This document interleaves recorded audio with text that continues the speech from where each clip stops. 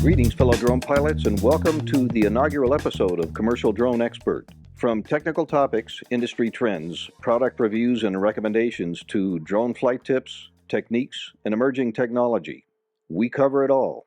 Whether you're an experienced Part 107 pilot or just starting the journey towards your Part 107 certification, looking for information on the latest industrial drones, or perhaps you're considering the implementation of UAV technology at an enterprise level, this channel is for you.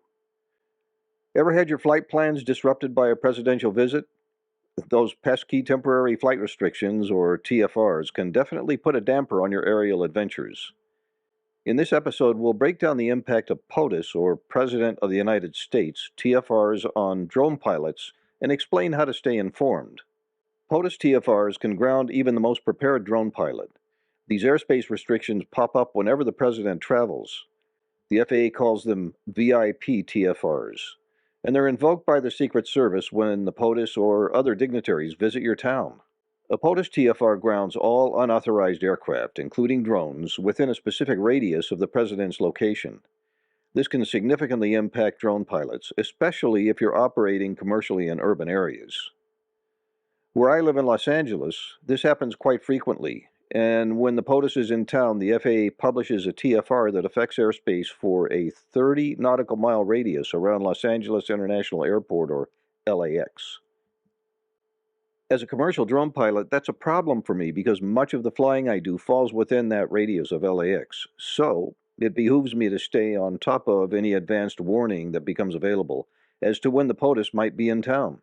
And given the fact that we're in a presidential election year, that's been happening quite a bit lately. Let's break down what you need to know about these no-fly zones and how to navigate them as a commercial drone pilot. So, what exactly is a TFR? Imagine a dome in the sky that creates an airspace limitation. This may be put in place for various reasons, including protecting dignitaries like the president. TFRs typically ground all aircraft, including drones, within a designated radius. There are several different categories of TFRs, each with its own specific restrictions. National security TFRs are implemented for events of national significance, like POTUS visits. They have the strictest limitations and typically encompass a large area of airspace. Then there are sporting event TFRs, which apply to events such as car races, Major League Baseball, and NFL and NCAA football games at stadiums with a seating capacity of 30,000 or more people. Sporting event TFRs prohibit any flight within 3 nautical miles of the stadium beginning 1 hour before the start of the event and lasting until 1 hour after the event ends. Specific TFR restrictions may vary depending on the event. Other TFRs include airspace restrictions that may be issued for military exercises or around emergency areas like wildfires, hurricanes, or earthquakes. Even though the T in TFR stands for temporary, some TFRs are permanent. Go figure. There are a number of areas in the U.S. where flights are permanently prohibited, including around the White House in Washington, D.C., Disney World in Florida, and Disneyland in California. There are a lot of different ways to check for TFRs before you fly. Two of my favorites are Air Control, which is an app on iOS and Android, and SkyVector, an interactive online map. This is the Air Control app on my iPhone. When you first open the app, you'll see a blue dot at your current location. Let's zoom out and explore the airspace around Los Angeles. As I zoom back into the Anaheim area, you can see Disneyland depicted on the map. I'll place our location pointer over Disneyland so you can keep track of it as I zoom back out again. Notice the red circle around Disneyland, and near the bottom of the screen you can see a red square with the number 4 in it. I'll click on that to open the detail panel, and you can see that this TFR over Disneyland ends in 25 years. That's a long time. When I click the link for more, I see additional information, including a link to the FAA website where the Disneyland TFR, along with the start and end dates of the TFR, are shown. Now, let's go have a look at some POTUS TFRs. I know that the POTUS will be in Reno, Nevada soon, so let's head over there and have a look. I'll enter Reno in the search bar. Click Search, and here we are in Reno. As I zoom out, you can see the red circle around Reno, indicating the POTUS TFR. Opening up the detail panel below, you can see that the presidential TFR starts in 2 days, and if I click More, you can again see the link to the FAA website, as well as the start and end times. As I zoom back out, you can see another red circle to the west of Reno. Let's have a look at that. When I place the cursor over that circle and open the information panel, we can see that this is a Department of Defense or DoD National Security UAS Flight Restriction or NSUFR over Bell Air Force Base in Yuba City, California. Now let's take a look at the SkyVector website online at skyvector.com. Here we see that permanent flight restrictions are indicated by red circles, and TFRs, or temporary flight restrictions, are shown as orange circles. Let's have a look at the POTUS TFR over Reno again. When I hover my cursor over the orange circle, a bubble pops up summarizing the TFR. Like we saw in the air control app, we can see here that the President will be in Reno soon. If I click on the orange circle, a detailed information panel opens up. The location is shown as Reno, and the section below shows detail on the affected areas.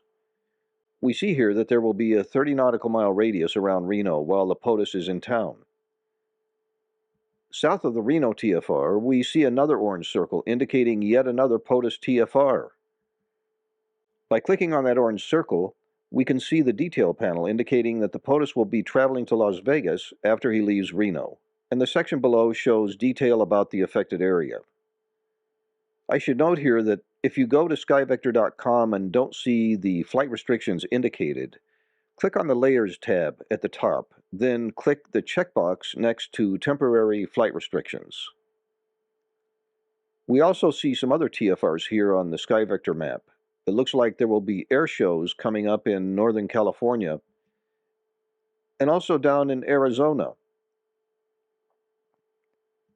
Zooming in again on Southern California, we can see the Disneyland TFR. And finally, down at the southern border of California, we see that there are a couple of TFRs for border security. The bottom line is that if a TFR covers your planned flight zone, you're legally prohibited from flying your drone within that airspace. Period. End of story. Violating a TFR is a serious offense that can result in hefty fines or even criminal charges. Even if your flight zone isn't entirely restricted, a nearby TFR can disrupt your plans. For example, if the President is visiting a neighboring city, you should anticipate a lot of ground traffic that can impact your ability to travel to your planned flight location. While POTUS TFRs are often planned in advance, unexpected situations can arise. Here's how to be prepared. Build in buffer time when planning drone flights, especially near locations the President frequents. This allows for potential last-minute TFR activations. Have a backup plan. Develop alternative flight plans or locations in case your primary location gets restricted by a sudden TFR. Monitor NOTAMs and news feeds closely, especially on days when the President might be traveling. Here are some essential resources to stay on top of TFRs. FAA notices to airmen are real-time notifications that list all active TFRs, including details like airspace affected, duration, and contact information. Check the FAA website or use airspace awareness apps that integrate NOTAM data. As we saw earlier, drone flight planning apps like Air Control display active TFRs on their interactive maps so you can see if your planned flight path intersects with a restricted zone. Stay tuned to local news channels and social media for announcements regarding POTUS visits or other events that might trigger TFRs in your area. And here's a pro tip. Always check for TFRs before every drone flight, regardless of how familiar you are with the airspace. A quick check can save you a lot of trouble. Communication is key. If a critical commercial operation absolutely must take place within a POTUS TFR timeframe, you can attempt to request authorization from the FAA through a complex process.